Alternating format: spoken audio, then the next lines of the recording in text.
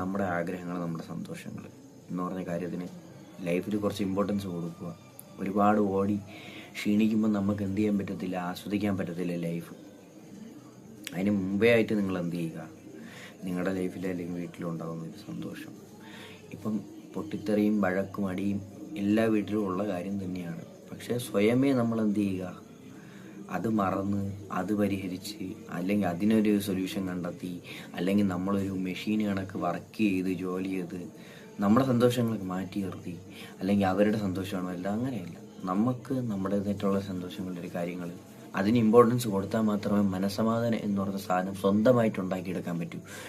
മറ്റുള്ളവർക്ക് ഉണ്ടാക്കി കൊടുക്കുന്നതല്ല, നമുക്കും ഉണ്ടാക്കിയെടുക്കാൻ പറ്റും മനസ്സമാധാനം. നമ്മുടെ സന്തോഷം അത് കൂടെ ചെയ്യാതിരുന്നു കഴിഞ്ഞാൽ നമുക്ക് എന്ത് ചെയ്യുന്നു, നമുക്ക് ഈ തലച്ചോറ് ആങ്ങിതായി പോകും, ബ്രെയിൻ ഡെത്താണ്.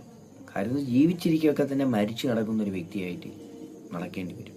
അപ്പം നമ്മളൊരു കാര്യം മനസ്സിലാക്കേണ്ടത് എന്താണ്, ലൈഫ് എന്ന് പറഞ്ഞത് ഒരു പ്രാവശ്യം നമ്മുടെ പുനർജന്മം ഉണ്ടെന്നോ, അല്ലെങ്കിൽ നമ്മൾ പട്ടിയായിട്ട് ജനിക്കുന്നോ, പൂച്ചയായിട്ട് ജനിക്കുന്നോ, പറവയായിട്ട് ജനിക്കുന്നോ, ഇതൊക്കെ നമുക്ക് അറിഞ്ഞുകൂടാത്ത കാര്യങ്ങളാണ്. ഒരിക്കൽ മരിച്ചാൽ നമുക്ക് എന്ത് സംഭവിക്കുമെന്ന് പോലും നമ്മൾ മരിച്ചാലേ അറിയാവൂ. അതെന്താണ് സംഭവിക്കാൻ നല്ല ഒരു വേറൊരാൾ മരിക്കുമ്പോൾ ആളുടെ ജീവൻ പോയി, അല്ലെങ്കിൽ ആ ശരീരത്തിൽ നിന്ന് ജീവൻ പോയി എന്ന് മാത്രമേ നമുക്കറിയാൻ പറ്റൂ. അതിൻ്റെ ഫ്യൂച്ചറായിട്ടുള്ള നമ്മൾ സ്ഥാപിക്കുന്ന മതവും ജാതിയും കാര്യങ്ങളും എല്ലാം നമ്മുടെ ഒരു വശത്തിരിക്കുകയും മറ്റൊരു വശം നമ്മളത് പറയുന്നു, അനശ്വരത്വം മറ്റേതാണ് മറിച്ചതാണെന്നൊക്കെ പറയുന്നു. അത് സ്വന്തം ലൈഫിൽ വന്നാൽ മാത്രമേ എക്സ്പീരിയൻസ് ചെയ്യാൻ പറ്റൂ. ഇല്ലാത്തടത്തോളം കാലം അതൊക്കെ നമുക്ക് എന്ത് ചെയ്യുന്നു, അതൊക്കെ നമുക്ക് പറയുന്നതിലൊരു വാല്യൂ നമ്മൾ കൽപ്പിക്കുന്നുണ്ട്.